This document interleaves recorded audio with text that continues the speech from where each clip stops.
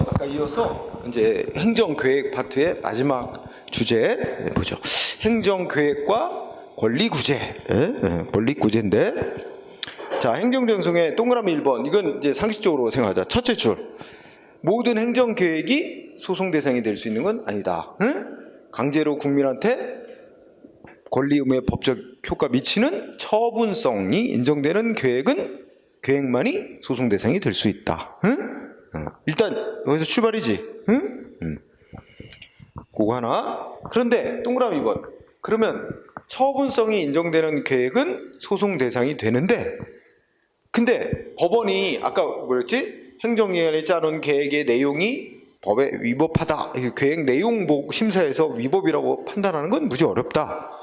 왜냐면 그 계획의 내용은 전문성을 많이 갖고 있는 행정부와 행정기관이 주로 짜는 거라 법원이 내용 가지고 판단하기는 어렵다. 그래서 이제 통제의 초점을 계획을 짤 때 제대로 절차를 지켜서 짜는가, 고려해야 될 요소를 제대로 고려해야, 뭐 이런 거에 초점을 둬서 통제한다 그랬지.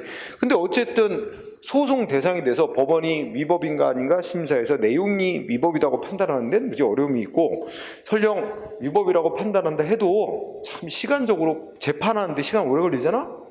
재판 진행하는 동안 어떻게 될까? 행정기관은 계획을 막 추진해가지고 뭐가 될까? 법원이 판결을 내릴 때쯤 되면 계획이 다 완성 단계에 이르는 경우가 많아.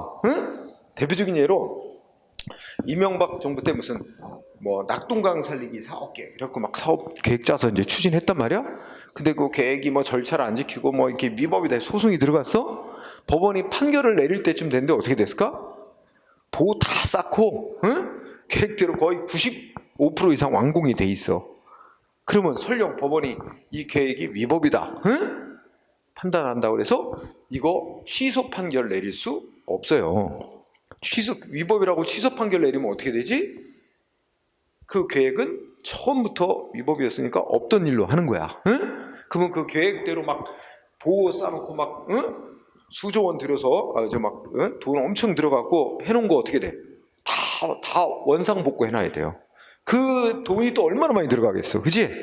이거는 그래서 이제 행정소송에서 사정판결이라는 제도가 있어. 그런 이제 소송 대상이 되는 행정처분이 위법이라고 인정돼도 이거를 취소를 시키면 공익에 큰 지장을 가져올 때는 이제 위법하다는 건 인정한다. 그러나 공익을 이유로 취소시킬 수는 없다. 그래서 위법인 채로 유지시키는 판결을 내릴 수가 있어요.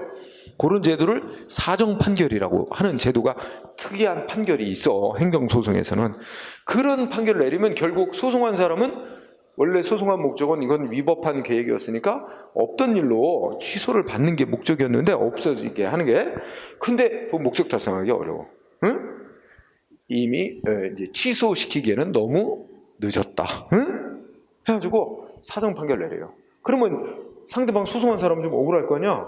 자기가 위법이라고 주장한 건 법원도 인정했거든. 행정처분은 위법인 거에 맞다. 근데 그러니까 승소 못하는 거야. 이기지 못하는 거야. 취소해달라는데 취소 못해줘. 그래서 이게 지는 판결을 받는 거야. 대신에 억울하잖아. 그 소송한 사람한테 손해배상이니 이렇게 돈으로 구제받으라 그래. 피해본 걸. 근데 원래 목적은 위법한 계획 없어지게 하는 거였는데 그 목적을 달성 못한다니까. 그것 때문에 결국 이 정리하면 어떻게 돼? 모든 행정계획이 소송 대상이 될 수 있는 것 아니며 소송 대상이 될 수 있는 계획이라도 실제 소송에서 계획을 취소받거나 이러기는 무지 어렵다. 그죠? 그럼 뭐가 중요할까? 소송은 이미 행정기관의 어떤 조치를 한 다음에 사후적으로 이거 위법이다 이렇게 싸우는 게 소송하냐? 이거 사후적인 소송을 통해서는 원래 목적을 달성하기 어렵다. 그 뭐가 중요할까? 애초부터 위법하지 않은 잘못된 계획이 짜여지는 걸 미리 방지하는 게 중요하겠지? 이렇게 사후적으로는 목적 달성하기가 어려우니까. 그래서 뭐가 중요하냐? 행정기관이 계획을 짤 때부터 충분히 시간을 가지고 이 계획과 관련된 여러 이해관계자들 의견을 들어보고 공청회도 여러 차례 열고 이 계획이 실행되면 어떤 효과가 있을까, 어떤 부작용이 있을까, 좀 시간을 많이 두고 연구하고 실험하고 해가지고 그렇게 해서 실행에 옮겨져야 맞지 않겠어? 응? 그래야 이제 문제가 달되는데, 그래서 이걸 우리가 이제 사전적인 구제가 중요하단 말이야. 잘못된 계획이 짜여지지 않게 하는 거, 응? 그치? 그래서 그 얘기를 먼저 하면, 응? 여러분들이 뒤쪽에 봐봐. 그러면 387쪽에 맨 위에 쌍가로 4번, 응? 제목을 뭐라고 달았지? 사전 구제로서 절차적 통제의 중요성, 이렇게 제목 달았지? 지금 한 얘기가 어디 써 있는 거야? 이렇게 이미 계획이 짜여져서 실행에 옮겨진 뒤에 사후적으로 취소해달라, 뭐 계획이 위법이니까 소송을 통해서 취소받기는 무지가 어렵다. 응? 그러므로 잘못된 계획이 짜여지지 않게끔 사전에 충분한 절차를 거치고 이의 의견을 수렴하도록 하는 게 필요하다. 이 쭉 써 있잖아, 그지? 근데 시험의 핵심, 그렇기 때문에, 그런데도 불구하고 어떻게 된다? 넷째 줄, 우리 이미 아까 우리나라 행정절차법, 행정절차법은 이제 중요한 행정작용할 때 지켜야 될 절차를 정해놓은 법이란 말이야. 근데 이 행정절차법에 행정기관이 계획을 수립하고 확정할 때 어떤 절차를 거쳐야 되는지에 대해서 아무 규정을 안 두고 있어요. 이건 문제점으로 지적된단 말이야. 중요한 행정작용인데도, 그치? 그러면 시험 출제자들은 어떻게 내겠어?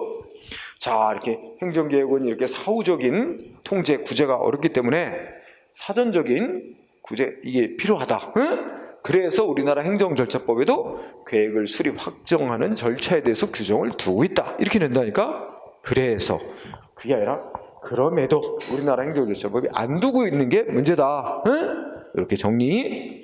자, 그러면 거기 다시 앞쪽으로 와. 전 페이지로 오면 이게 이제 소송이 어렵다는 거, 소송을 통해서 취소받기 어렵다는 거 나타나요. 자, 판례 1번을 보니까, 자, 도시시설, 계획시설 결정. 이것도 도시계획 결정의 일종이지, 그지? 도시계획 결정은 쭉 읽어놔자. 광범위한 지역과 상당한 기간에 걸쳐 다수의 이해관계에 다양한 법적, 경제적 영향을 미치는 것인데요. 자, 일단 계획이 수립돼요. 응? 사업 시행에, 계획이 수립되고 시행에 착수하고 난 뒤에는, 응? 뭐야? 그 뭐 손해배상이라든지 뭐 이런 금전적으로 뭐 구제받을 수 있는 건 별개로 하고, 그 셋째 주거대 도시계획 결정 자체를 위법이 있다고 취소해달라고 요구할 권리를 일부 이해관계인에게 인정해 줄 수는 없다. 응? 그치? 그러니까 야, 뭐 수만 명에게 이제 다 영향 미치는 건데, 그 중에 한두 사람이 이 계획 때문에 자기 이게 위법이며 나한테 불이익한 영향 준다, 이 사람 주장 들어줘가지고 계획이 설령 위법이라 하더라도 취소를 해주면 다른 사람들은 또 어떻게 하라고? 10,000명 중에 1명이 문제제기를 했는데, 그러면 9,999명은 또 예기치 않은 또 불이익이 생길 수 있잖아. 그런 점을 고려하면 일부 이해관계자가 이 계획이 위법이다 취소달라고 하는데도 그거 들어줄 수 없다. 응? 또 있어. 2번도 보면 그런 얘기지. 응? 아, 2번은 대로 해야 돼. 자, 도시계획 시설 사업이, 그러니까 도시계획이 시행돼서 토지를 강제로 이제 수용하는 절차에 의해서 이미 토지를 뺏겼어. 공익사업에 개인 토지 뺏겼어. 소유권 상실하고 보상금 주고 뺏어왔어. 토지 소유권을 상실한 자는 도시계획 결정과 도시계획이 이거 무효라면, 무효면 그냥 아무 조치 안 해도 처음부터 아무 효력이 안 생긴 거니까 괜찮은데, 무효라고 볼 만한 특별한 사정이 없는 이상 뭐야? 도시계획 결정 위법이 있으니 취소해달라고 청구할 수는 없다. 이것도 1번하고 같이 이치야. 수많은 피해자들이 있고 이미 사업에 착수해서, 야, 여기 뭐 토지 수용하고 있잖아. 그러면 아까 예로 여기 공항 건설한다. 어? 뭐 도시계획으로 여기 공원 만든다. 어? 뭐 수천 평의 공원 만든다. 거기 살고 있는 사람들 집과 땅 보상해주고 다 이주시키고 사업을 추진하는데, 그 중에 한 사람이 소송을 내서 이거 취소해달래. 그러면 이거 취소 판결 내리면 어떻게 돼? 그러면 다른 토지 소유자나 건물 소유자들 다 보상금 받고 다 이주했는데, 그거 다 원상복구해야 되는데 이게 가능하겠어? 그 사람들도 보상받은 돈으로 딴 사람하고 계약해서 땅 사고 집 사고 해서 이주해서 살고 있는데 그거 다 짜르르 영향받겠지? 그러니까 이거 계획 취소하면 더 큰 문제가 생긴다니까. 설령 계획이 위법이라 하더라도. 그러니까 결국은 그래 너 위법한 계획 때문에 너 피해봤다. 그럼 너 손해배상 같은 거나 받아라. 응? 이게 돈으로 이렇게 구제될 수는 있어도 계획 자체를 없던 일로 취소시킨 건 힘들다는 얘기입니다. 응? 네, 실질적으로. 3번도 시험에 쓰이네. 자, 여기에 끝에 보니까 이전고시라는 말이에요. 이전고시가 뭐냐면 여기 무슨 사업했지? 도시주거환경정비법 정비사업했네. 그러니까 우리가 이제 우리 동네에 뭐 이렇게 낙후된 지역을 이게 일종의 재개발 같은 거야. 응? 낙후된 지역을 싹 철거하고 거기를 재정비 사업, 응? 이렇게 하고 그럼 거기에 땅과 집을 갖고 살고 있던 사람들 이제 사업 추진하고 난 뒤에 어떻게 돼?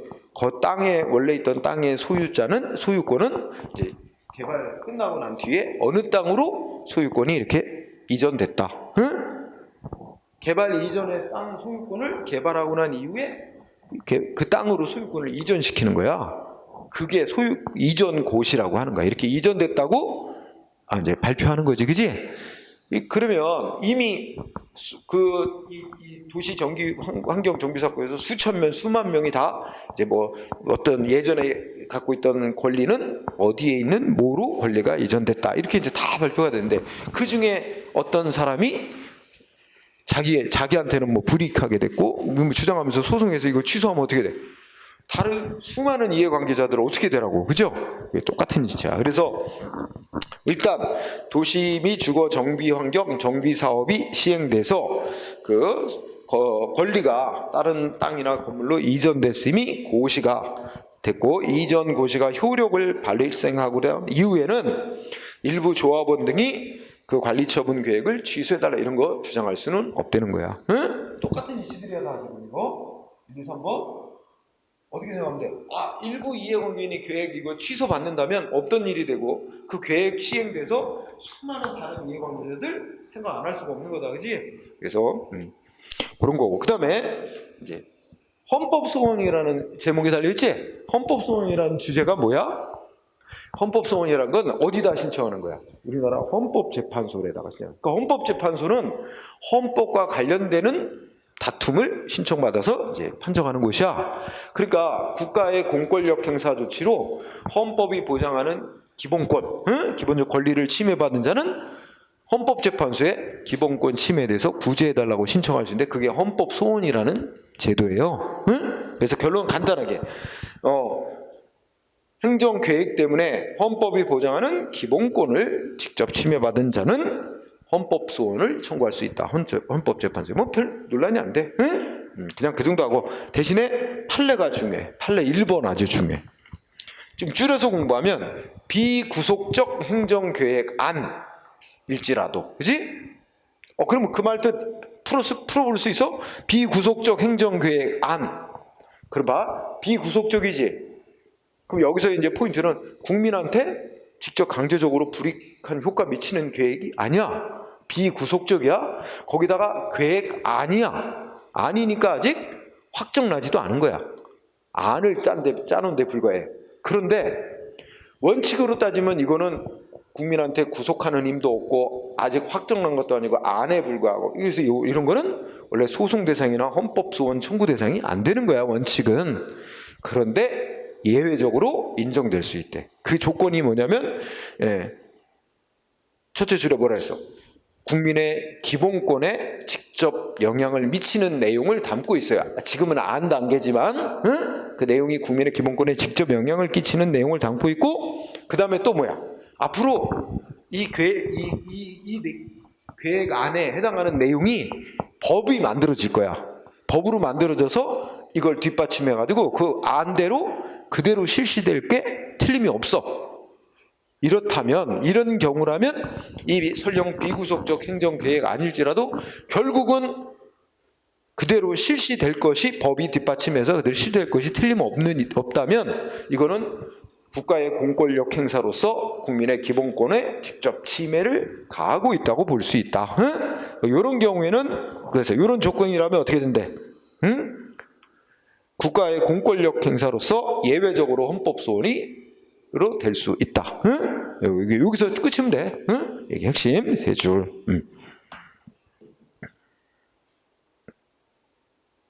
그 다음에 1번이 제일 중요. 자, 이 판례가 몇 개 들어졌는데 1번 공부하고 그 다음에 중요한 판례 4번. 4번 보세요. 자, 읽어보자. 뭐라고 써있냐면 이거는 사립대학이 대상이 아니고 국공립대학의 총장 직선제 개선할 거냐 말 거냐, 개선하냐 안 하냐, 개선 여부를 재정 지원 평가 요소로 반영하고 이를 개선하지 않을 경우 다음 연도에 지원금을 삭감 또는 환수하도록 규정하고 있는 교육부 장관의 대학교육 역량 강화 사업 기본. 제목이 바로 뭐야? 대학교육 역량 강화 사업 기본 계획. 요거로 기억하는 거야. 대학교육 역량, 대학의 교육 역량 강화 사업. 대학의 교육 역량 강화 사업 기본 계획 중에 들어있는 내용 뭐가 지금 문제된 거야? 국공립대학의 총장을 뭐 교수들이나 이렇게 해서 대학 구성원이 직접 선출하는 직접 선거 제도를 바꾸라는 거야. 근데 바꾸라고 명령을 내린 형식이 아니라 그렇게 그거를 뭐 바꾸면 정부에서 어떻게 돼? 뭐가 예산 지원을 더 해준다는 거야. 안 바꾸면 예산 지원을 더 안 해주고, 그걸 정부의 재정 지원의 요소로 대학 평가 요소로 하고 재정 지원하는 어떤 기준으로 삼겠다 이렇게 들어있는 그런 내용이지. 근데 이거에 대해서 이제 대학교 국공립 대학교에서 반발을 한 거야. 특히 교수들이 그래갖고 아니 이거는 말하면 헌법이 대학의 자율성이라고 이제 일종의 기본권으로 보장을 하고 있거든. 그래서 대학의 자율성을 침해하는 기본권을 침해하는 공권력 행사다 하고 헌법재판소에 청구를 했어요. 기본권 침해라고. 근데 결론은 뭐래? 헌법 소원이 대상이 되는 공권력 행사가 아니다. 이게 포인트야. 왜 아니냐? 그 이유를 읽어보면 이거는 단지 개선하라 하고 강제로 개선하라는 의무를 부과하는 조치가 아니래. 총장제 직선 뭐 개선하라 이거를 그 강제로 의무를 부과하는 조치가 아니라 개선을 하면 재정 지원을 더 해주고 안 하면 재정 지원을 안 하겠다. 그러니까 학교가 알아서 선택하라 이거야. 그러니까 이건 강제로 개선하라고 의무를 부과하는 공권력 행사에 해당하지는 않는다. 그 개선할지 여부는 대학의 자율에 맡긴 거다. 뭐 이런 이유야. 그래서 공권력 행사 아니다. 이게 시험의 포인트야. 문제 나오면 항상 그 끝만 바꿀 거야. 이거는 공권력 행사로서 헌법소원의 대상이 된다. 이러면 X야. 그렇죠? 그 점만 유의하면 돼. 나머지 그냥 읽고. 그 다음에 5번 판례도 알아둬. 그 5번 판례는 앞에서부터 보면 기획재정부 장관이 저쪽 때 공공기관 선진화 추진계획을 확정 공표한 행위에 있어 거기서 공공기관 선진화 추진계획이 제목이지. 여기서 말하는 공공기관은 주로 이제 무슨 국가 산하 무슨 공단 공사 이런 데를 주로 공기업을 말해. 공공기관을 선진화하는 추진계획을 확정 공표를 했는데 이거는 역시 뭐야? 뭐 국민의 기본권에 직접적 영향을 미친다고 볼 수도 없고 장차 법령에 의해서 그대로 뒷받침될 것이 확실하게 예상되지도 않고 뭐 이런 이유를 들으면서 헌법소원의 대상이 되는 공권력 행사로 볼 수 없다 그랬어. 그래서 4번, 5번은 헌법소원 대상으로 인정 안 한 거죠? 알아두고요. 우리 그 5번은 우리 구급 시험에서는 안 나오고 이제 변호사 시험 이렇게 좀 높은 등급의 시험에서 출제가 됐던 판례였어요. 하여튼 한번 출제되고 나면 또 나올 가능성이 항상 있어요. 어느 시험이든지 똑같이. 자, 쌍가로 3번 손해 전보 있어. 그죠? 손해 전보는 뭐 따로 밑줄 치고 하지만 손해 전보라는 건 위법한 행정계획 때문에 피해를 입은 국민이 이제 돈으로 배상받을 수 있는 거고, 손실보상은 적법한 행정계획 때문에 재산 피해 입은 사람이 보상받을 수 있는 건데, 금전적으로 뭐 그거는 뭐 요건만 맞으면 다 되는 겁니다. 그러니까 특별한 건 없어요. 거기 별 논점이 없습니다.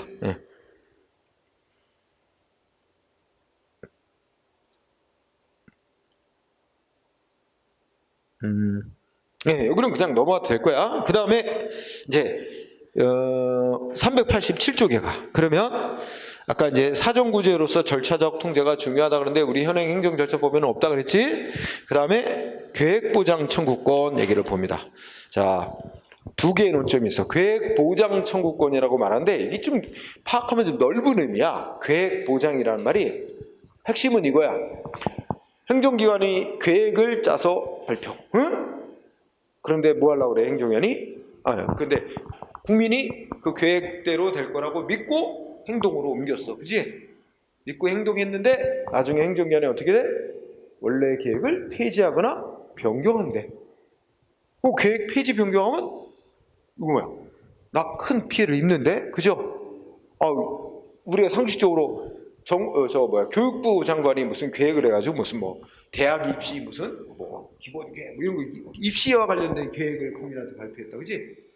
그럼 3년 뒤부터는 뭐 입시제도를 이렇게 바꿔서 시행하려고 한다, 무슨 계획을 홍보해서. 그래서 그거 있고 입시제도가 이렇게 바뀌니까 나는 그때 수능이나 뭐 이런 거 볼 때는 그 제도에 맞춰서 보겠구나. 그래서 미리 거기에 맞춰서 나는 준비하고 이렇게 했는데 갑자기 그 계획 없던 일로 백지화한대. 그럼 황당하잖아. 그렇지? 이런 것처럼 정부가 확정 발표한 계획을 믿고 따랐는데 계획을 폐지 변경하겠다고 해. 그러면 그 국민이 안 돼. 원래 그 계획을 국민의 신뢰 보호 차원에서 원래 계획을 유지, 존속시켜야지. 폐지나 변경하면 안 된다. 이거 요구할 수 있는 권리 인정되느냐 이거야. 그런 권리를 요구할 수 있는 권리를 계획보장 청구권이라 그래. 보통은 이제 좁게 그렇게 보는데 넓게 보면 이제 계획을 폐지하지 말고 폐지나 변경하지 말고 원래대로 유지 존속시켜달라. 아니면 폐지 변경을 하더라도 하는 건 어쩔 수 없이 한다 치더라도 내가 피해를 보지 않게끔 무슨 대안 조치를 만들어달라. 이런 걸 경과조치 청구권이라 그래. 뭐 그런 것도 이거 외우지 마. 그냥 설명을 들어. 그리고 또 계획을 폐지 변경함으로 인해서 내가 입은 피해를 돈으로 물어달라. 뭐 이런 거, 보상 청구권, 이런 것까지 다 넓게는 계획보장 청구권이라고 넓게 말할 수 있는데 우리가 파악할 개념은 원래 계획을 유지 존속시켜달라고 요구할 권리가 인정될 수 있느냐. 이게 이제 좁게 그게 인정될 수 있느냐야. 그래서 의의는 이해할 수 있겠지. 그러면 핵심 시험은 이거야. 인정 여부야. 시험의 핵심은 인정 여부. 인정되는가 국민에게. 자, 두 번째 줄. 통솔과 판례도 원래 계획의 속성은 뭐래? 계획의 성격이 뭐야? 계획이란 건 장래, 그러니까 현재를 토대로 보여서 장래 이렇게 상황이 이렇게 될 거다 예측하고, 그지? 장래를 예상하고 짜놓는 거잖아. 근데 예측이 어긋나면 계획도 바뀌어야 되는 게 당연한 거 아니야? 그렇지? 그래서 계획은 원래 짤 때부터 미래를 예측하고 짜는 거기 때문에 상황이 변하면 계획도 수정 변경돼야 맞는 거잖아. 그렇게 원래 계획은 변경될 가능성을 내포하고 있는 거다. 그래서 계획의 기본적 속성은 변경될 가능성, 가변성, 유연성 이런 거고. 또 생각하면 보통 행정계획은 수많은 엄청난 액수의 세금, 예산을 들여서 사업을 추진하는 건데 나중에 계획을 짰다가 나중에 상황이 바뀌어 사정이 변경이 돼서 계획을 폐지나 변경시켜야 맞는데 공익에 그걸 변경 못하게 하고 그대로 계획대로 원래 계획대로 하게 되면 쓸데없는 일에 예산 낭비하는 거 아니야. 세금. 공익에 안 맞는단 말이야. 그치? 그런 거 생각하면 이걸 폐지 변경 못하게 해서 얻는 개인의 이익보다 폐지 변경을 해서 얻을 수 있는 공익 목적이 훨씬 더 크기 때문에 국민 개인이 나의 이익을 위해서 계획을 폐지 변경 하지 말아달라고 요구할 권리까지는 인정해 줄 수 없다. 그래서 결론은 계획 유지 존속해달라는 청구권 일반적으로 인정되지 않는다. 인정될 수 없다. 이게 핵심 결론입니다. 응? 자, 이번에는 반대로 그 밑에 거 계획 변경시켜달라고 청구하는 권리. 응? 이건 국민이 행정기관이 짜놓은 계획 상황도 바뀌었는데 왜 안 바꾸냐? 응? 페이지 변경해달라고 요구하는. 이런 거는 이제 되게 뭐 이런 사례를 들 수 있지. 가정을 해보면 내가 사는 동네 부근에 인천시에서 계획을 짜놨어. 내가 사는 동네 부근에 무슨 화장장 설치 계획을 짜놨어요. 응? 화장장이 시설이 부족해갖고 대기해야 되고 지금 문제가 많다. 화장장을 늘려야 된다. 그래서 수년 전부터 대규모 화장장 설치하는 계획을 수립해놨어. 그죠? 그러면 여러분들 동네 주변에 화장장 들어선다 그러면 별로 안 좋아하겠지? 응? 집값 단값 다 떨어지고, 그지? 별로 안 좋아할 거야. 어쨌든 뭐 계획은 짜는 건 알았는데, 근데 이제 아직 착수하기 전에 뭐가 생겼어? 인구 그러니까 사람들이 극단적인 예로 무슨 신약이 발명이 돼가지고 그 약을 먹으면 200살까지 산대. 극단적으로 돼요. 사람들이 안 죽어. 그럼 화장장 수요가 뚝 떨어졌어. 그럼 화장장 새로 지을 필요가 없어진 거야. 이렇게 상황 변화가 있어. 그런데도 정부는, 시는 화장장 설치 계획을 계속 유지하고 있어. 그치? 그러면 시민으로서 그 주변 주민이 이제 상황이 바뀌었으니 화장장 설치 계획을 폐지시켜달라, 변경해달라, 이렇게 요구할 수 있는 권리 있다고 봐야 되는 거 아니야. 그거 권리 있다고 보게 되면 신청을 했는데 거부당하면 거부한 걸 갖고 소송으로 싸울 수 있게 되는 거야. 권리 침해됐다고. 근데 신청할 권리가 인정 안 되면 신청을 해볼 수는 있지만 거부당해도 어쩔 수 없는 거지. 거부한 행위를 소송 갖고 못 싸우고 보게 돼. 권리 침해 당한 게 아니라서. 그래서 이제 신청권이 인정되냐 안 되냐가 중요한 거야. 그래서 그러면 결론은 어떻게 돼? 계획 변경 조건 뜻은 알겠지? 행정기관에게 계획을 폐지나 변경해달라고 요구할 권리, 그지? 국민이. 이것도 결론은 중요해. 이거야. 인정 여부야. 핵심은 인정된대요 안 된대요? 법령에 의해서 이걸 허용하는 규정이 있다든지, 또는 성문에 명시적 규정은 없지만 이제 불문의 법 원칙상 조리상 이거 계획을 변경 폐지해달라고 요구할 신청권이 인정되는 것으로 봐야 될 경우가 아닌 한 원칙적으로 여기 원칙은 뭐야? 계획 변경시켜달라고 청구할 권리 인정될 수 없대요. 요게 한 줄입니다. 그러면 이제 시험은 뒤에 판례가 드립다 나옵니다. 여기에 판례 어떻게 구성되면 이 국민 그 계획과 관련된 국민이나 주민에게 행정계획을 변경시켜달라고 요구할 권리 원칙적으로는 인정 안 되는 거, 안 된다 해놓고 예외적으로 또 인정된다고 한 것들도 있어요. 그래서 그 인정되는지 안 되는지가 중요합니다. 그래서 1번 보면 원칙 얘기지. 1번 보면 도시계획법에 주민이 행정기관에게 도시계획 결정 변경해달라고 신청할 수 있도록 하는 규정도 없거니와 도시계획과 같이 장기 종합성이 요구되는 행정계획에 있어서는 계획이 일단 확정되고 난 후에 어떤 사정 변동이 있다고 하여 지역 주민에게 일일이 그 계획을 변경해달라고 청구할 권리는 인정해 줄 수는 없는 일이다. 그치? 그러니까 이 말은 원칙적으로 계획 변경 청구권 인정될 수 없다는 겁니다. 법에 규정이 있다든지 그렇지 않는 한. 그죠? 그럼 밑줄을 치지는 않았지만 아까 말한 대로 그러면 계획 변경 청구권이 신청권이야. 청구권이 인정되지 않는 주민이 행정기관에게 변경해달라고 신청은 했어. 근데 행정기관이 거부했어.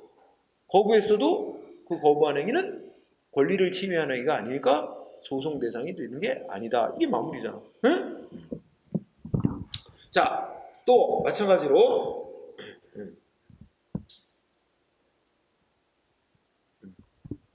2번도 똑같은 위치지. 넷째 줄에 보면 재개발 사업 지구 내 토지 소유자가 재개발 사업 계획 변경해달라고 신청을 했대. 이것도 계획 변경 신청한 거지. 계획 변경 신청한 거에 대해서 안 돼! 하고 거부하는 불허 통지를 한 거 소송 대상이 되는 처분 아니래. 그지? 그러면 이 말 속에는 뭐야? 이거 재개발 사업계획 변경해달라고 신청할 권리 인정되지 않는다는 게 깔려 있는 거잖아. 그렇죠?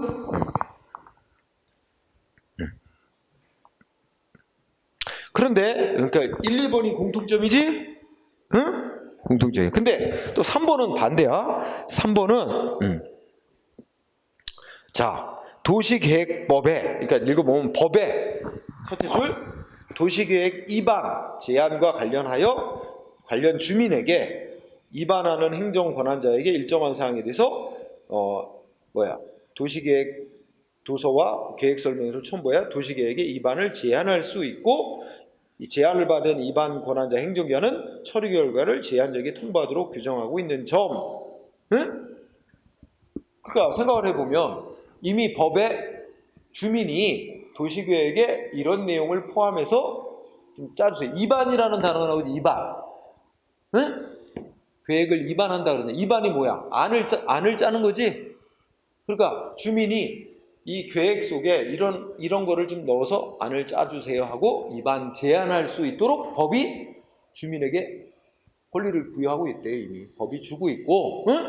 또 법에 규정이 없다 할지라도 규정이 있는 데다가 또 넷째 줄에 보면, 여기 넷째 줄은 밑줄 쳐요. 응? 중간에 도시계획 구역 내에 주민 토지 등을 소유하고 있는 주민, 응? 도시계획 구역으로 지정된 구역 내에 토지 등을 소유하고 있는 주민은 뭐 할 수 있대? 계획자는 위반하는 권한자 행정기관에게 도시계획을 이런 내용을 넣어서 짜달라고 위반을 요구할 수 있는 법규상, 즉 성문법상 내지는 조리상의 신청권이 있다. 이게 중요한 겁니다. 응? 신청권이 있다까지 하게 되면 어떻게 될까요? 그 다음 얘기는 자연스럽게 이어지지. 신청권이 있는 사람이 신청을 했는데 행정기관이 거부한 것은 권리를 침해한 행위라서 소송 대상이 되는 처분이다. 그건 자연스럽게 논리적으로 하니까 신청권이 있는지 없는지, 그지? 그러면 핵심 단어가 뭐였어? 도시계획구역 내 토지 등을 소유하고 있는 주민. 뭘 신청해? 도시계획 위반. 응? 위반을 요구할 수 있는 신청권이 있다. 응? 아주 중요. 네. 그러면 같은 이치가 4번이에요. 4번. 5번도. 응? 4, 5, 6이 다 같은 취지예요. 응? 비슷한 사안이에요. 다 무슨 단어가 공통점이 있어요? 뭐 도시계획구역 내 토지 등을 소유하고 있는 주민. 그죠? 그다음에 뭘 요구하는 거야? 계획에 이런 거 넣어달라. 위반 제한하는 거. 응? 그거 다 공통점이죠? 자, 3, 4, 5 이렇게 공동으로 묶고, 그 다음에 6번은 아예 따로 뭐라 그랬어? 문화재 보호구역으로 지정된 구역 내 토지 소유한 자는, 응? 여러분 문화재 보호구역으로 지정되면 그 문화재 보호구역 내 토지 등을 소유하고 있는 자 어떻게 될까? 자기 땅 막 지하로 막 깊이 파고 막 거기다 뭐 건물 세우고 이럴 수 있어요? 그러면 문화재에 뭐 피해를 줄 수 있잖아. 이거 법으로 금지하고 있다고. 그러니까 이 문화재 보호구역으로 지정되는 거 뭐야? 좋아하지 않는 사람들 많아요. 응? 잘 개발 못하게 되니까. 자, 어쨌든 문화재 보호구역으로 지정된 구역의 토지 소유자는 문화재 보호구역 지정해 놓은 걸 해제해달라고 요구할 신청권이 있다. 응? 거기까지가 핵심이야. 신청권이 있다. 그 다음은 자연스러운 거, 그지? 신청권이 있대. 응. 자, 그 다음에 그 다음에 7번, 6번, 7번 7번 판례가 또 매우 중요한데 특히 중요해. 7번 판례. 자, 7번 판례 밑줄 오른쪽 페이지 가서 밑줄 시작하기 전에 거기까지는 뭐 얘기했지? 원칙 얘기를 했어. 원칙. 행정계획이 뭐 장기 종합성을 갖고 일단 계획이 한번 확정되고 나면 뭐 국민이나 주민에게 계획을 변경시켜달라고 요구할 권리가 원칙적으로는 인정될 수 없는 거다. 응? 그런데 이런 경우는 예외적으로 법에는 규정이 없다 하더라도 우리가 불문법인 조리상 계획 변경해달라고 신청할 권리 있다고 봐야 되고, 그 거부한 행위는 신청받고 거부한 행위는 소송 대상이 되는 거부처분, 이렇게 나온 거지. 그래서 여기 포인트가 이제 밑줄 친 부분이야. 장래 밑줄 친 부분이고, 장래 일정한 기간 내에 법이 정하는 시설 등을 갖추어서 일정한 처분을 구하는 신청을 할 수 있는 법률상 지위에 있는 자가 국토 이용 계획 변경시켜달라고 신청하는 걸 거부하면 그것은 실질적으로 당의 행정처분 자체를 거부하는 결과가 되는 경우, 이런 경우에는 예외적으로 국토 이용 계획을 변경해달라고 신청할 권리 인정된다. 이게 핵심이거든. 자, 이 말만 갖고는 잘 무슨 말인지 잘 못 알아먹죠. 지금 읽은 거 갖고는. 그래서 설명을 해보면 우리 아까 폐기물 처리 사업 했었지? 폐기물 처리 사업. 그런데 자, 그러면 A라는 사람이 어디 여기 땅에다가 이 땅에다가 폐기물 처리 사업을 하고 싶대. 여기다 시설 설치하고 해서 A가 그래서 폐기물 처리 사업 하고 싶대. 폐기물 처리 사업이 뭐 하여튼 쓰레기 처리 뭐 이런 거예요. 응? 하여튼 폐기물 처리업을 하고 있대. 처리 사업 하고 싶대. 그래서 우리 아까 공부하거든은 폐기물 처리 사업 허가 받으려면 어떻게 해야 돼? 먼저 계획서를 짜서 계획서 제출해야지. 응? 그러면 이제 행정기관이 뭐 한다 그래서 사업 내용이 문제가 없으면 적정 통보를 해준단 말이야. 응? 그러면 적정 통보를 받은 자는 이제 뭐만 돼? 사업 내용은 문제가 없다 인정됐고 이제 뭐만 하면 돼? 법이 요구하는 시설을 갖추어서 허가 신청하면 되지. 그러면 이제 그래서 시설을 갖추어서 아까 공부한 거 다시 여기다 연결되는 거야. 시설 갖추어서 신청하면 이제 그러면 허가가 나오는 거야. 폐기물 처리 허가. 그지? 이렇게 되는 거지. 그런데 지금 어떤 사람이 여기까지 받은 단계야. 그래서 이거는 누가 하냐면 폐기물 처리 사업에 대해서 계획서 받고 적정 통보해서 허가는 누가 하느냐면 이거는 폐기물 처리 사업에 대한 거는 예를 들어 환경부 장관이 하는 거야. 응? 환경부 장관의 소관이야. 그러니까 이제 A는 여기 계획서에 그런 거 이 계획서에 들었겠지? 어디에 있는 위치에 있는 땅에다가 어느 규모의 어떤 폐기물을 처리하는 사업을 하겠다. 뭐 이런 걸 계획서에 썼겠지? 그래서 이 땅에다 하겠다 계획서였는데 환경부 장관이 그래 너 어디에 있는 땅에 어느 규모의 무슨 폐기물 처리 사업 적정하다. 응? 통보. 이거까지 받았어. 그럼 이제 이 사람은 최종 허가를 받기 위해서 뭐 해야 돼? 시설을 갖춰야 돼. 법이 요구하는 시설. 근데 시설을 설치하려고 하니까 문제가 되는데 이 땅이 뭐냐? 이 폐기물 처리하는 시설을 설치할 수 없는 용도로 지정된 땅이야. 이 땅이 뭐라고 지정되어 있냐면 이 땅에 국토부 장관이 정확히 국토교통부 장관이 국토부 장관이 여기 이런 거 폐기물 처리 시설 못 들어서게 예를 들면 여기 무슨 자연 보전 지역, 뭐 이런 거로 지정을 해놓은 거야. A 땅이 있는 부분을. 그런데 그러면 이렇게 지정이 된 땅이면 시설 설치를 못 한단 말이야. 그지? 시설을 설치해서 환경부 장관한테 허가를 신청해야 그 다음에 허가를 받아서 사업을 하는데 시설을 갖춰야 되는데 이 땅에는 시설 설치를 못해요. 이렇게 지정된 땅은 자연환경 보존을 하도록 돼 있으니까. 그러니 A가 누구한테 신청했겠어?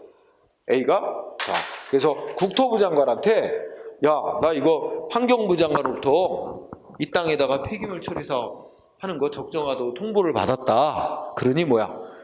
이거 시설을 설치해야 허가를 최종 받을 수 있는데 시설 설치를 가능한 용도의 땅으로 변경시켜달라. 국토부 장관한테 이거 여기 보면 국토 이용 계획으로 이제 계획에 따라 지정된 거라 그지? 국토부 장관한테 이 국토 이용 계획 변경해달라. 응? 여기 정확한 명칭 뭐야? 국토 이용 계획. 응? 그래서 국토 이용 계획을 변경해달라고 신청을 한 거야. 응? 지금까지 그 내막 무슨 내막인지 알겠어요? 환경부 장관으로부터는 적정하다고 통보를 받았고, 그지? 그래서 시설을 설치하려고 국토부 장관한테 야, 이거 자연보존 지역으로 지정된 땅이니 이거 시설 설치 못한다. 시설 설치가 가능한 용도의 땅, 무슨 뭐 농림지역이나 관리지역 뭐 이런 걸로 바꿔달라. 응? 신청을 했어요. 그런데 국토부 장관이 어떻게 했어? 거부했어. 이거 안 돼. 여기는 환경보존이 되게 중요해. 그러니까 이거는 바꿔줄 수 없어 하고 거부했어요. 국토부 장관. 그랬더니 A가 뭐라는 거야? 나 환경부장으로부터 저 땅에다가 폐기물 처리 사업 하려는 거 적정하다고 통보를 받았는데 왜 안 해주냐? 안 해주면 이거 거부하면 시설 설치를 못하게 되고 결국 폐기물 처리 허가를 못 받는 결과가 된다. 그러니 이 신청을 받고 거부한 행위는 위법이다 하고 소송으로 싸웠어. 여기서 쟁점은 이 계획을 변경해달라고 신청권이 있느냐였단 말이야. 그지?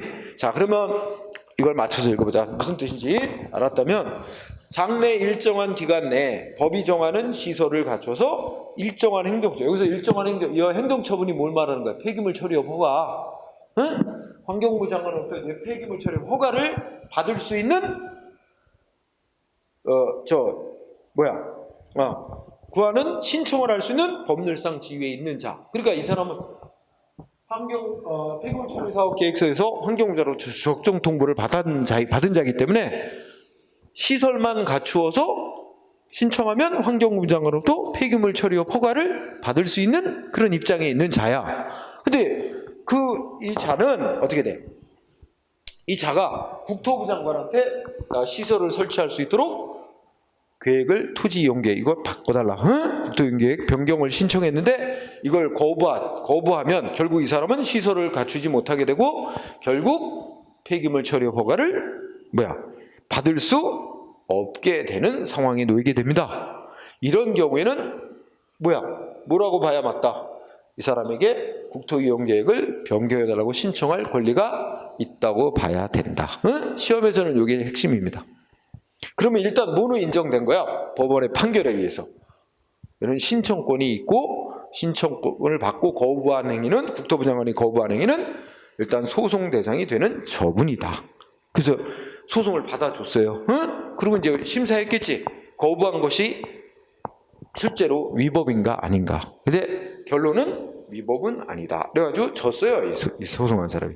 진 이유는 뭐냐면, 첫째, 환경부 장관이 폐기물 처리 사업에 대해서 이거 적정 통보하고 최종 허가하고 하는 것은 무슨 폐기물 관련 법이 정한 요건에 따라 하는 거고, 이 국토이용 계획을 결정하고 변경하고 하는 건 국토부 장관이 국토이용 및 계획에 관한 법률에 따라서 하는 거고, 각각의 권한자 및 관련된 법이 정한 요건이 다르기 때문에 설령 환경부 장관이 사업 내용 적정하다고 통보해 줬다 그래도 거기에 국토부 장관이 이거 국토이용계획 변경해 준다는 공적 견해 표명을 한 것이라고 볼 수도 없기 때문에 이건 신뢰보호의 원칙의 위반도 안 되고, 또 하나는 이거 거부를 함으로써, 국토부 장관이 거부함으로써 상대방이 피해를 입는다 하더라도 이거는 이 땅은 계속 환경 보존을 위해서 유지시켜야 될 공익적 필요가 훨씬 더 크기 때문에 거부하는 것이 공익에도 맞다. 그래서 거부한 것이 비례 원칙에도 위반하지 않는다. 그래서 결론은 A가 진 거예요. 그래서 지금 내가 얘기했듯이 이거는 신뢰보호의 원칙에도 관련되는 거예요. 환경부 장관이 폐기물 처리 사업 계획서 제출한 거에 대해서 사업 내용 적정하다고 통보했다 그래서 그 조치 속에 국토이용계획 변경해 준다는 취지의 공적 견해 표명까지 들어있다고 할 수 없다. 신뢰보호 원칙 앞부분에 공부할 때 중요한 판결입니다. 그래서 자, 공부했죠? 그 다음에 그래서 시험은 주로 7번이 엄청 많이 나오는데 최근에 나온 판례는 또 8번이 있습니다. 8번도 공부해야 돼요. 시험이 나왔어요. 어디? 자, 산업단지 개발계획, 산업단지 개발계획 변경해달라고 신청할 수 있는 권리 있대요. 어떤 자가? 첫째 줄, 산업단지 안에 토지 소유자, 산업단지로 지정된 곳에 토지를 소유한 자로서 산업단지 개발계획에 적합한 시설을 설치하고 입주하려는 자한테는 산업단지 개발계획을 변경해달라고 신청할 권리가 있다. 있으니까 거부하는 행위는 소송 대상이 되는 거부처분이다. 이렇게 연결한 사례죠. 자, 아이고야. 밥 먹었더니 배가 불룩불룩. 조금 쉬었다가 진행을 해야 되겠다. 그래서 오늘 또 나도 또 약속이 있는데. 오늘 이론 공부는 여기까지만 해도 돼요. 그냥. 응? 어차피 공법상 개하고 행정 지도 부분을 하면 1시간 이상은 걸리는데 1시간 최소 1시간 이상 걸리고 그다음에 또 1권을 갖고 오게 할 수는 없으니까 1권 중에 안 했던 부분이 두 부분이 있어. 앞에 이제 허가 공부할 때 인허가 의제 제도라는 거하고 그다음에 재량행위 공부할 때 판단 여지 이론이라는 두 개 파트는 그때는 안 하고 넘어갔어요. 그래서 그거를 또 이제 어차피 1권을 이제 더 이상 안 갖고 와도 되니까 오게 하려면 다음 시간에 그거 함께 묶어서 그렇게 공부를 마무리해야 되겠어. 그러면 잠깐 쉬는 시간을 갖고 오늘까지 배운 거에 대해서 문제 연습을 하도록 하자. 응? 문제가 어떻게 나왔는지 그러고 하고 마무리 짓겠습니다. 네. 자, 잠깐 쉬었다.